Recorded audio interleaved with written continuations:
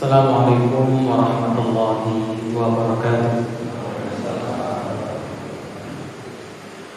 Bismillah, alhamdulillah, wassalatu wassalamu ala rasulillah wa ala alihi wa sahbihi wa man wala. Amma ba'du. Akhwati fillah rahimani wa rahimakumullah. Alhamdulillah, kita bersyukur kehadirat Allah Subhanahu wa taala, kembali diberikan kesempatan untuk melanjutkan pembahasan kita pada kitab Riyadhus Shalihin karya Imam An-Nawawi Asy-Syafi'i rahimahullah ta'ala.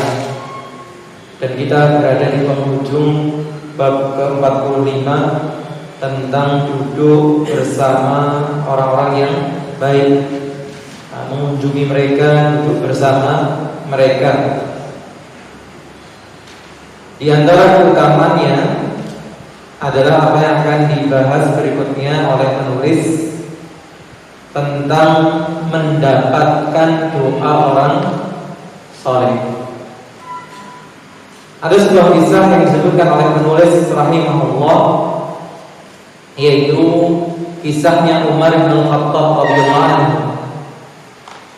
Beliau menyebutkan, istadzantu Nabiyya sallallahu alaihi wasallam fil umrati fa adina li. Aku minta izin kepada Nabi sallallahu alaihi wasallam dalam melaksanakan umrah.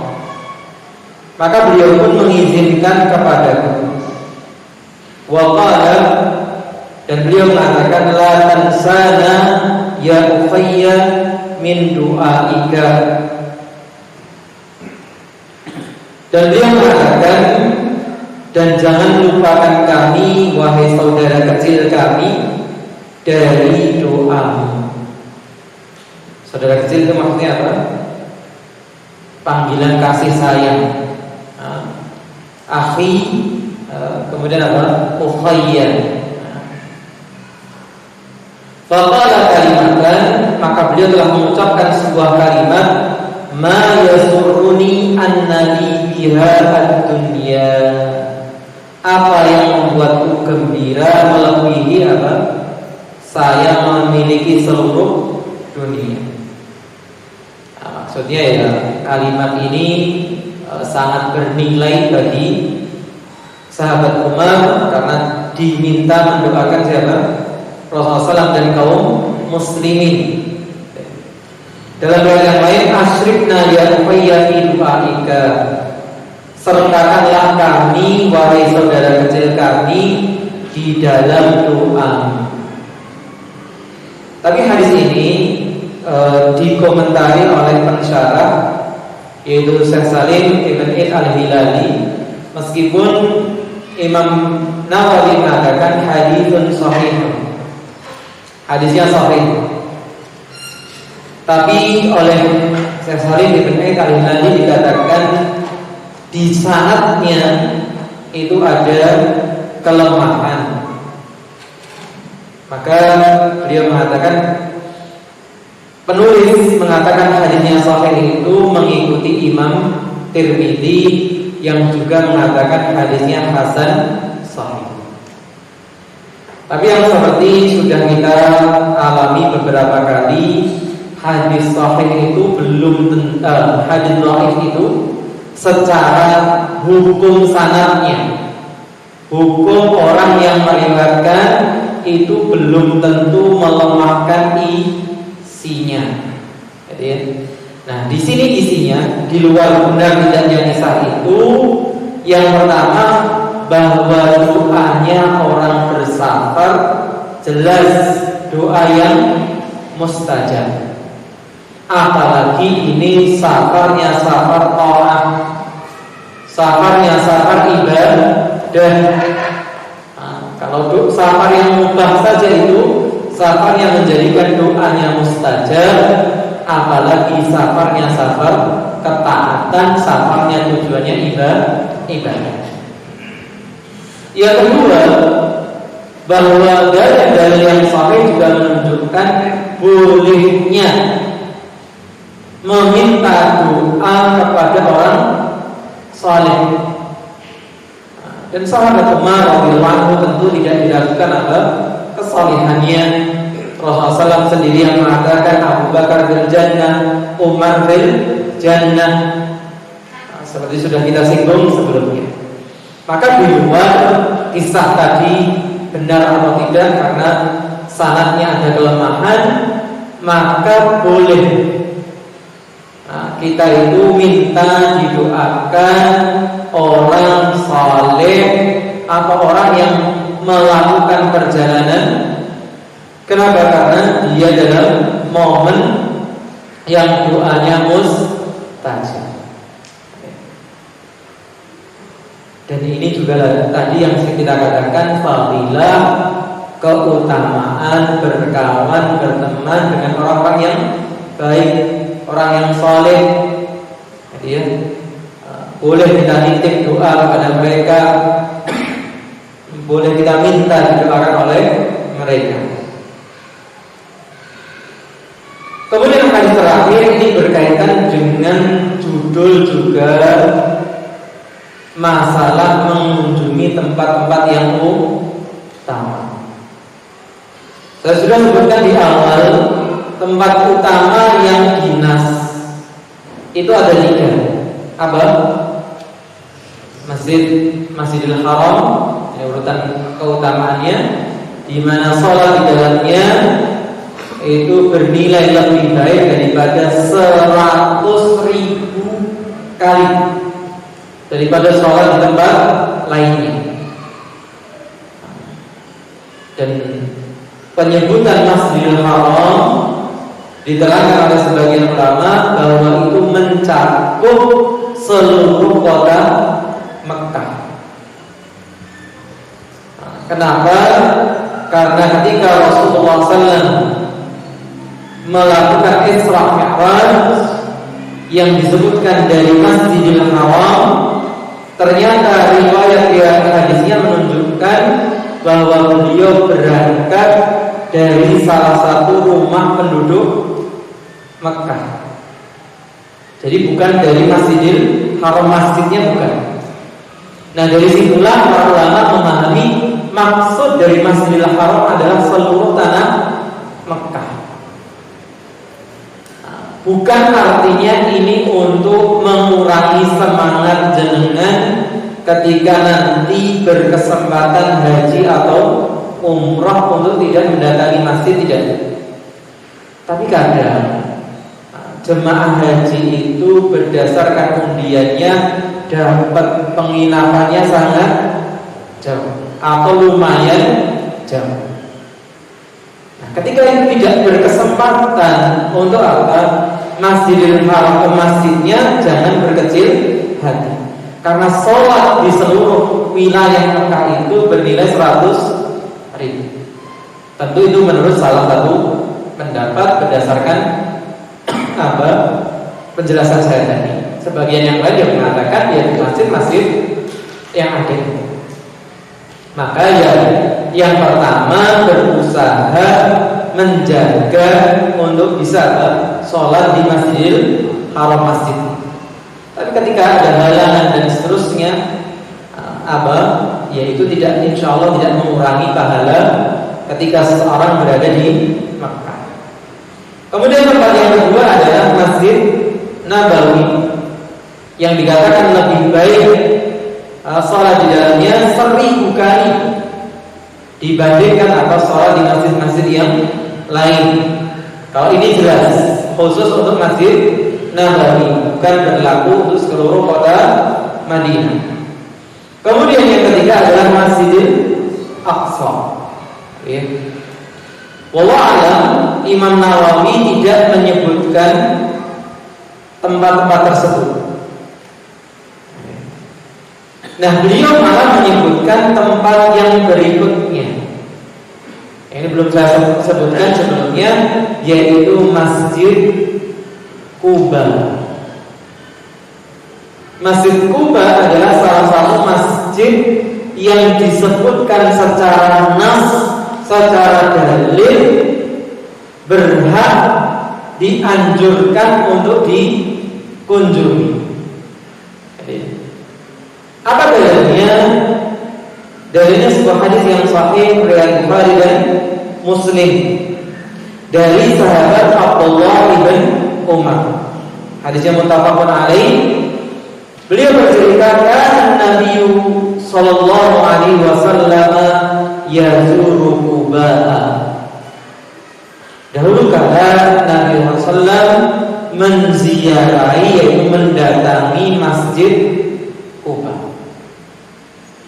Dan kita tahu dalam sejarahnya Masjid Quba adalah masjid pertama yang dibangun oleh Rasulullah SAW. Jadi ya, karena ketika beliau hijrah sampai di Madinah untuk hari ini, karena dulu Quba itu di luar kota Madinah, sampai dikatakan sekitar mungkin saya kuliah itu berarti 2006 selesai. Sekarang 2014 tahun yang lalu. 14 tahun yang lalu itu dikatakan sebagian besar 70 tahun yang lalu. Berarti kalau sekarang sudah 85 tahunan yang lalu. Itu kota Madinah itu sebatas pagar Masjid Nabawi sekarang. Jadi yang sudah ke sana atau jenengan bisa lihat di videonya, di fotonya, kota Madinah itu ya satu blok Masjid Nabawi hari ini. Sedangkan Quba itu sudah di luar kota. Apalagi kalau kemudian kita kaitkan pelajaran ketika kita belajar tentang umroh atau haji, bahwa Rasulullah SAW ketika sampai di mikotnya ahli Madinah, mana mikotnya ahli Madinah? Birmani, atau namanya Dzul Hulaifah. Itu beliau di sana sudah mengqasar salat. Kenapa? Karena posisinya itu jauh di luar kota Madinah. Hari ini itu masuk di kota Madinah.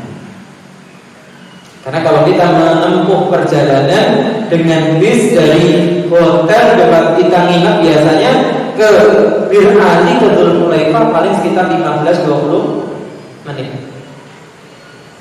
Yaitu ya masih batasan apa kalau hari ini dalam kota.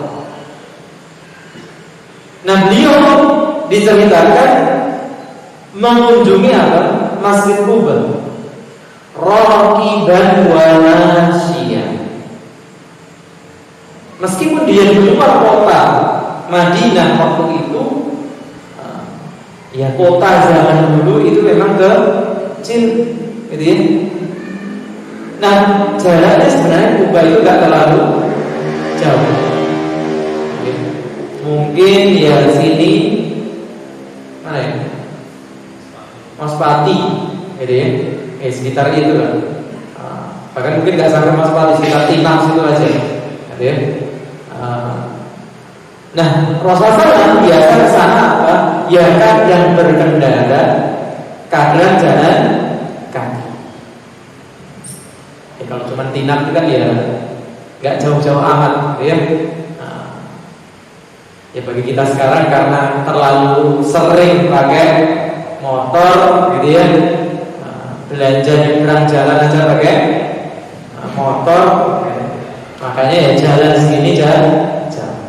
Tapi zaman dulu ketika kita sekolah ya jalan kaki, mestinya maketannya sama ya dengan Salatiga, Arab nyepeda itu ya munggah-munggah jalannya. Maka ya pilihannya kalau nggak naik angkot,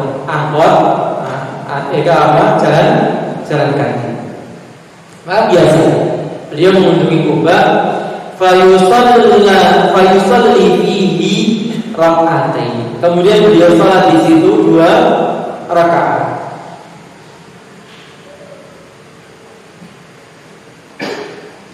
Dalam riwayat lain dikatakan wa fi riwayatin kana Nabi sallallahu alaihi wasallam ya'ti Masjid Quba kulla sabtin.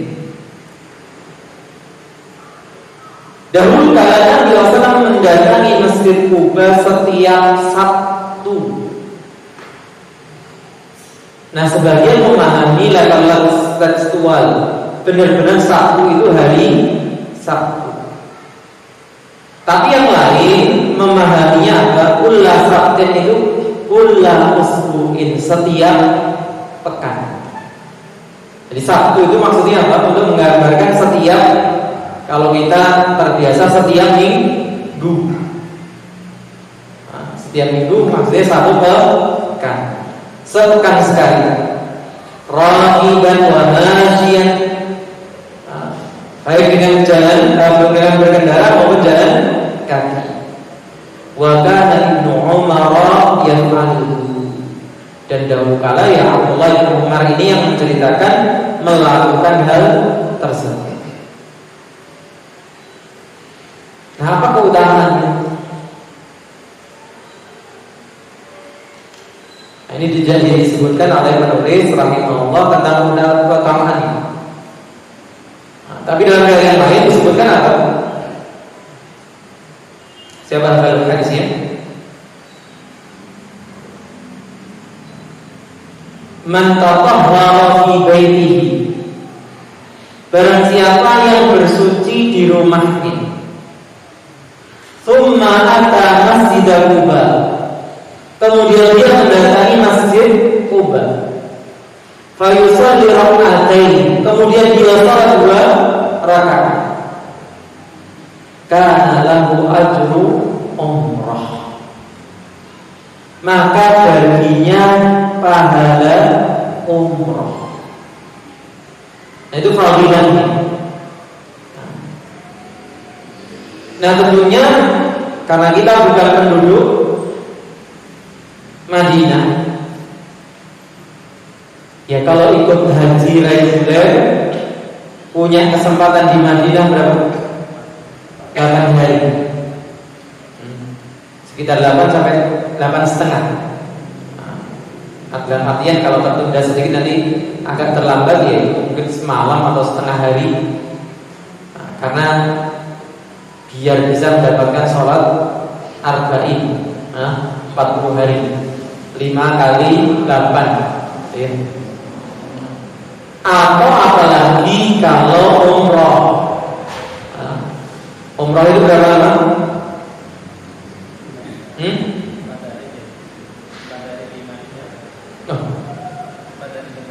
Perhatikan pertanyaan, umrah berapa lama? Umrah 2 jam sampai 3 jam. Jangan terjebak, sudah berapa kali? Kalau perjalanannya, iya, ada paket 9 hari, ada paket 10 hari, ada paket 15 hari, gitu kan? Nah, itu bergantung paketnya nanti, bergantung apa toh? Tinggalnya di Makkah dan di Madinah. Jadi hati-hati ya. Pertanyaan menjebak. Umrah berapa lama? Ya, umrah cuma 3 jam selesai. Umrah 9 hari muassal ya. Maka apalagi dalam perjalanan umroh, itu biasanya jatahnya kalau yang paket 9 hari ya sekitar 3 hari. Karena paket 9 hari itu sudah dikurangi perjalanan pulang pergi 2 hari, berangkat sehari, pulang sehari, berarti sebenarnya di sana tinggal 7 hari. 7 hari di 3 hari di Madinah, 4 hari di Mekah. Nah, tidak mengapa kalau kemudian kita mau kesananya tiap hari, apa kesananya pas enggak ada kegiatan apa, terus apa? Saya ingin ke Masjid Quba untuk mengejar fadilah ini. Nah, jenengan mau setiap kan gimana? Di situ cuma 3 hari. Nah, mau setiap kan ya enggak memungkinkan. Kenapa? Ya fadilahnya tadi mendapatkan pahala setara pahala umrah. Nah, ini beberapa tempat yang ditunjukkan dalil ada fadilahnya, ada keutamaan. Karena keutamaan itu ya berdasarkan apa yang Allah beritakan atau berdasarkan apa yang Rasulnya beritakan. Kita nggak bisa menyimpulkan sendiri, membuat kesimpulan sendiri karena tempat ini dulu petilasan. Apa sih petilasan itu? Pernah dipijak, pernah dilewati, pernah disinggahi raja fulan, wali fulan. Kemudian menjadi tempat yang keramat, menjadi tempat yang mendatangkan ini dan itu. Ya, itu kan asumsi, itu kan menurut pendapat yang tentunya tidak berdasar secara syariat. Maka tempat-tempat utama ini adalah tempat yang jelas ada dalilnya. Maka hati-hati dari kita beribadah di tempat yang tadi dasarnya hanyalah asumsi. Itu disebutkan Syekh Ibrahim Ar-Ruhaili ketika membahas tentang masalah as-sabat al-din atau fid-din. Kita ini bagaimana teguh istiqamah di atas agama. Yang pertama, beliau menyebutkan kita ini teguh istiqamah di atas pokok-pokok keislaman dan keimanan. Rukun Islam, rukun iman. Kemudian ada teguh di atas sunnah Nabi sallallahu alaihi wasallam. Bahwa apa yang kita laksanakan itu yang diajarkan, yang dicontohkan oleh Nabi Rasul. Kemudian beliau menukilkan kisah di zamannya sahabat Umar, bahwa dalam satu perjalanan Umar bin Khattab, perjalanan umrah kalau tidak salah, Umar melihat sebagian orang belok dari jalan Madinah ke Makkah itu, di tengah jalan mereka belok. Kemudian ditanyakan, ini mereka ini kok belok kemana? Harusnya Makkah ini lurus. Ternyata mereka belok ke pohon tempat dulu Bai'atul Aqabah, atau juga disebut dengan Bai'atul Ridwan, atau juga disebut Bai'atul Syajarah, karena sumpah setianya terjadi di bawah pohon. Mengetahui hal itu, sahabat Umar itu kan orangnya tegas das-des. Langsung perintahkan pohonnya potong. Padahal jelas di situ kalau kita cerita tentang petilasan tadi, petilasannya Rasulullah SAW, dan bukan sekedar mampir, bukan sekedar duduk. Di situ terjadi peristiwa besar namanya Bai'atul Ridwan, Bai'atul Aqabah. Sumpah setia siap mati karena waktu itu tertahan, gak bisa umroh, dikirim diplomat yaitu Utsman bin Affan. Ternyata utusannya malah diisukan sudah dibunuh oleh orang musyrik. Jadi hoax ternyata bukan hanya hari ini saja. Dari dulu ternyata sudah banyak hoax. Tapi hari ini Masya Allah, sarana perhoakan lebih dahsyat. Maka hati-hati dengan berita hoax. Nah, kalau kita beralih bab berikutnya, bab yang baru, bab ke-46. Kalau sebelumnya babnya adalah seakan berbicara khusus orang-orang yang punya ilmu, kesolihan, kebaikan. Bab berikutnya adalah berbicara secara umum, yaitu kaum muslimin yang sudah seharusnya sesama muslim saling mencintai. Jadi selama seorang itu masih mengatakan la ilaha illallah, dia punya hak untuk dicintai. Ini yang pernah saya ingatkan, masalah al-wala wal bara. Apa yang kita ingatkan waktu itu?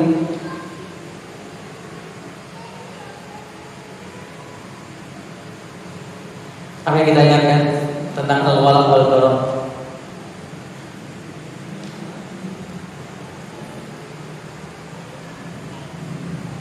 Jadi ujiannya dadakan terus ya. Dalam al-wala wal bara kita mengkritisi, kita mengkoreksi ya diri kita ini sendiri, saya khususnya. Kadang ketika kita merasa saudara kita sesama muslim berbeda pendapat, bahkan sampai kita vonis dia telah berbuat bid'ah, seakan sudah tidak punya hak untuk dicintai, menyapa tidak mau, arok-arok enggak, apalagi memberikan salam. Kadang kita salah memposisikan seakan dia sudah orang kafir yang memang tidak boleh dicintai.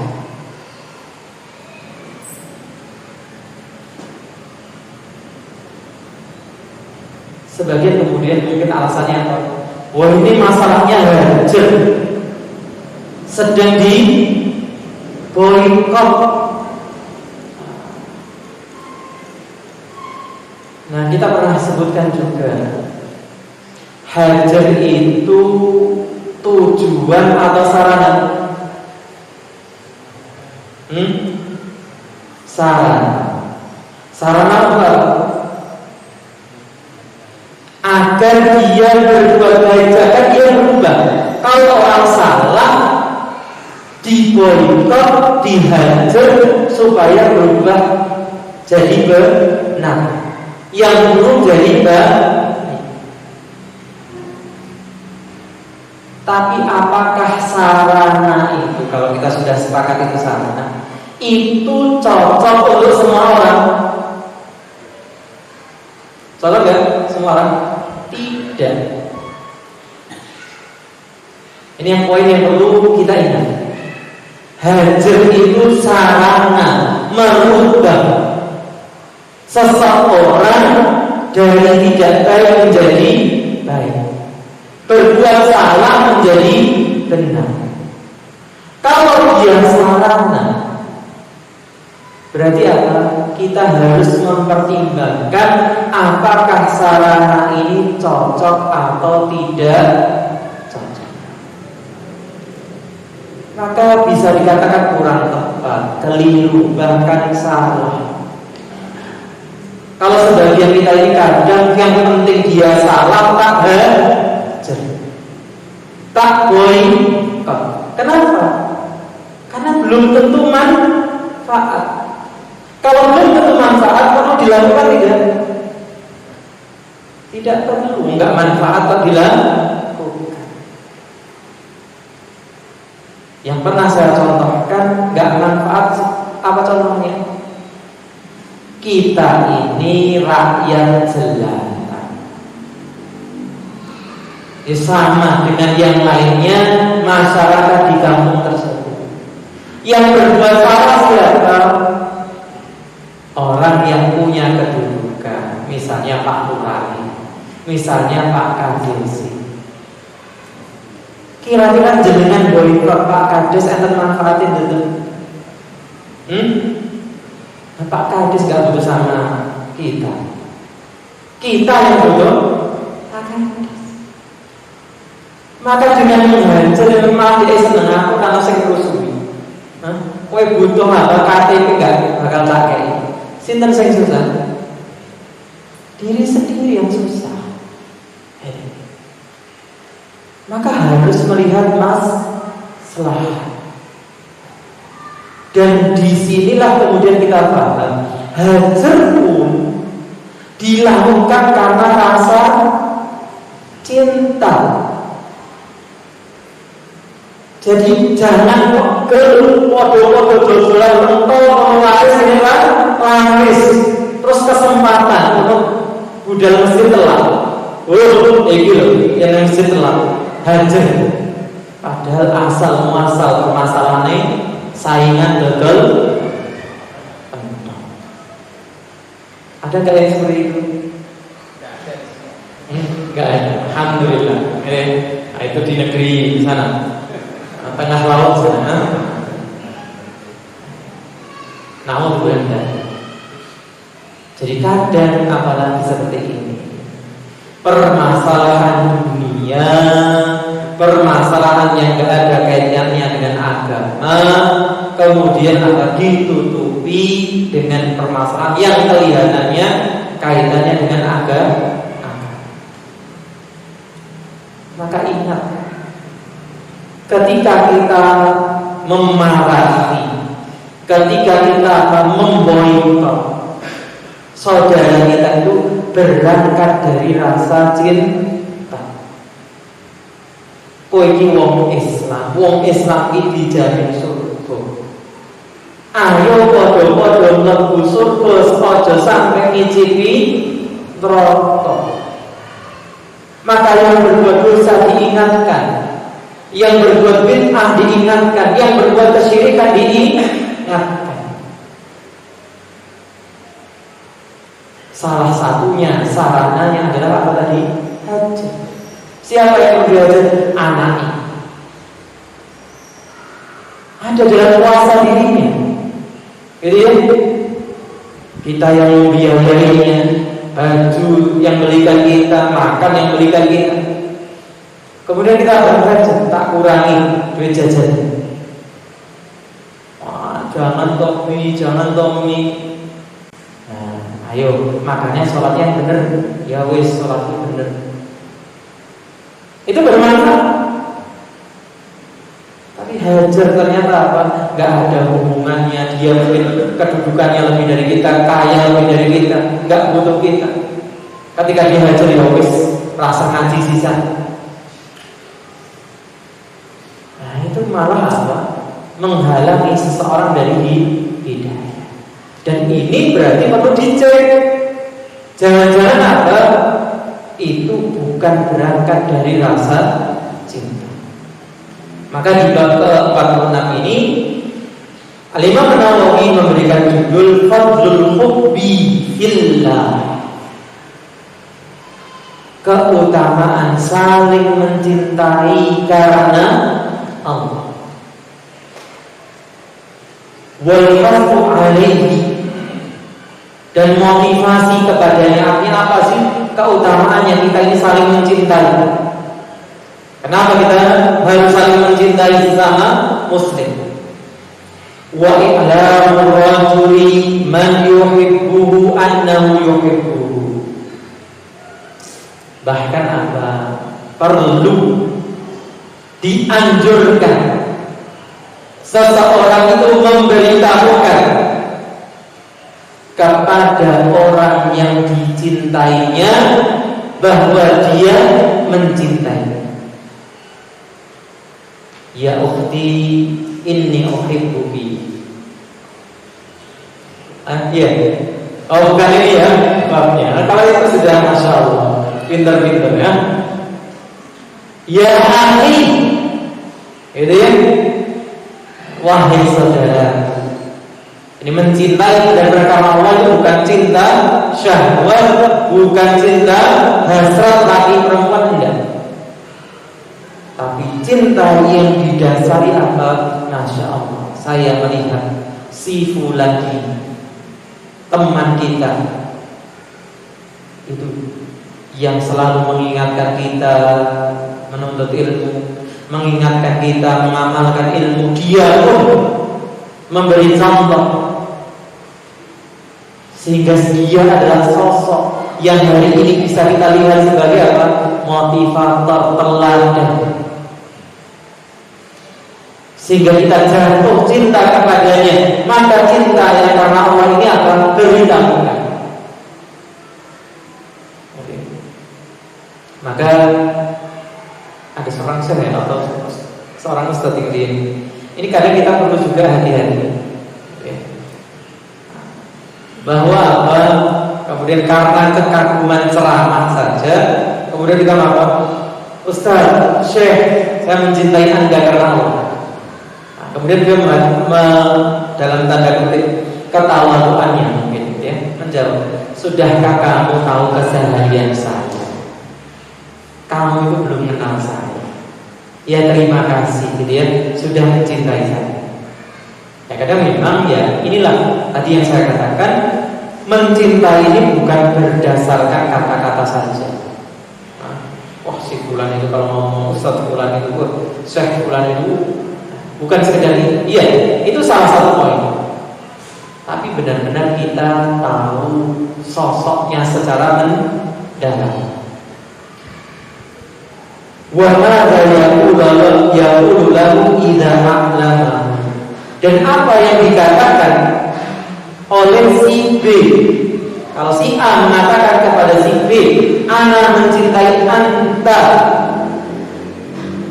karena Allah, si B balasnya bagaimana? Nah itu nanti yang akan kita bahas.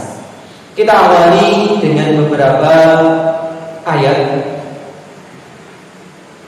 Yang pertama adalah firman Allah di surat Al-Fath ayat 29 di akhir surat Al-Fath, ketika menceritakan tentang sifat para sahabat, sifat Rasulullah dan para sahabat.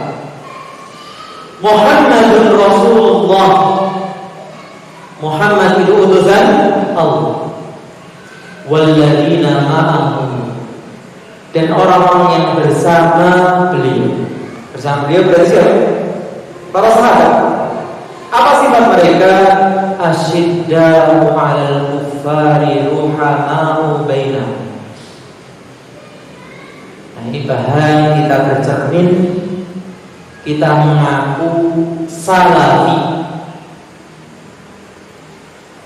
Siapa sih salafi itu? Siapa sih salafi itu? Hah? Siapa salafi itu?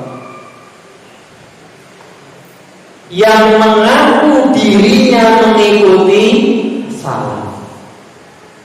Dan siapakah salaf itu? Yang paling pertama adalah para sahabat.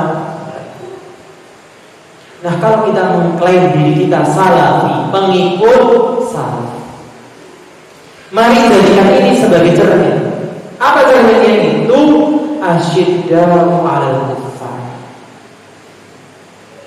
bersikap keras, tegas, punya kemuliaan, kebanggaan di hadapan orang kafir. Di hadapan orang kafir itu seorang salafi ada pede, bukan karena dia punya jabatan, punya kekayaan, terus kita minder. Tidak, saya muslim, lebih baik daripada kamu, apapun kondisi saya. Jadi saya tidak perlu takut, saya tidak perlu minder, dan tegas. Ada Allahu Ahad, Allahu Samad, lam yalid wa lam yulad. Ini prinsip saya. Jenengan tetangga, saya hormati jenengan sebagai tetangga. Tapi Allah itu Maha Esa, gak bisa diganggu gugat. Meskipun apa mau dijuluki intoleran, radikal dan sebagainya, mungkin. Tapi ini prinsip saya. Secara pertetanggaan, secara apa, sesama anak bangsa, kita saling menghormati. Ruhana bainahum, saling menyayangi, mencintai di antara siapa? Orang-orang yang beriman.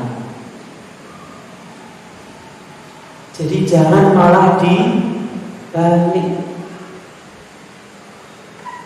Kalau dengan saudaranya sendiri cepat sekali apa? Bersikap keras. Tapi ketika dengan orang kafir malah lembek. mencontoh siapa? Salafus saleh. Karena salafus saleh ini timbangan terhadap sesama orang beriman, lemah lembut, kasih sayang. Jadi, sebagaimana kita banyak mendengar iltamis bi ahlika udhlan, carilah untuk saudara kita udur.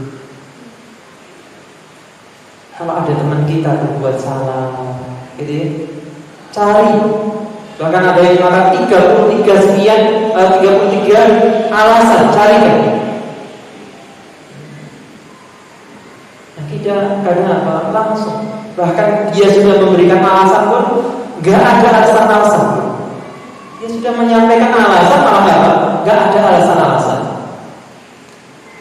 Nah, ini yang tidak tepat dalam interaksi kita sesama muslim.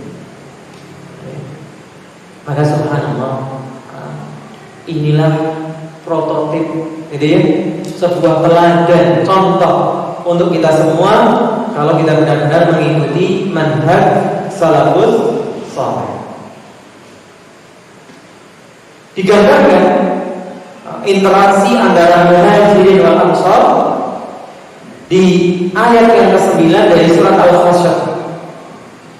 Walladzina tabawwa'ud dara wal imana min qablihim. Itu diceritakan sebelumnya bagaimana orang-orang muhajirin itu hijrah dari Mekah, meninggalkan negeri mereka, meninggalkan harta mereka. Allah memuji semua pengorbanan mereka. Kemudian Allah memuji orang-orang Ansar yang menyambut orang-orang muhajirin. Dan orang-orang yang telah tinggal di negeri itu, yaitu negeri Yathrib atau kemudian berubah jadi Madinah, dan memiliki keimanan min qablihim, sebelum mereka yaitu orang muhajirin datang, yuhibbuna man hajara ilaihim, mereka mencintai orang-orang yang berhijrah kepada mereka. Tidak terbetik dalam hati mereka ingin membebani kami. Orang datang gak bawa apa-apa, berarti pasti butuh uluran tangan, butuh bantuan. Yang ada dalam pikiran manusia biasa, ini ganggu, membebani ekonomi, kehidupan saya. Tapi itu tidak berlaku bagi orang Ansar. Bahkan apa lanjutannya? Wa yu'thiruna 'ala anfusihim walau kana bihim khasasah. Orang Ansar bahkan mendahulukan orang-orang muhajirin terhadap diri mereka sendiri, bahkan ketika mereka butuh kepada apa yang mereka berikan kepada orang muhajirin. Maka subhanallah, ini gambaran indah hubungan antara sesama orang beriman, sesama orang Islam yang berangkat dari hak untuk dicintai.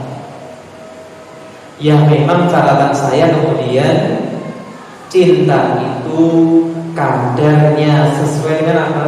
Keislaman dan keimanannya.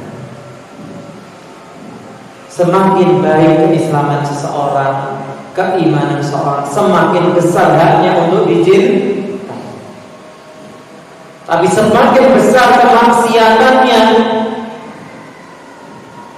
perlu kebid'ahan yang dilakukannya, ya semakin besar dia untuk dibenci dan semakin kecil untuk dicintai. Tapi poinnya tetap dia punya hak untuk dicintai. Allah Ta'ala, ini yang bisa kita baca, diskusikan di malam hari ini. Semoga bermanfaat. Kurang dan lebihnya saya mohon maaf. Kita cukupkan. Jazakumullah khairan telah menyimak. Wassallallahu ala nabiyyina Muhammadin wa ala alihi wa sahbihi ajma'in. Subhanallahumma wa bihamdika asyhadu an la ilaha illa anta astaghfiruka wa atubu ilaik. Assalamualaikum warahmatullahi wabarakatuh.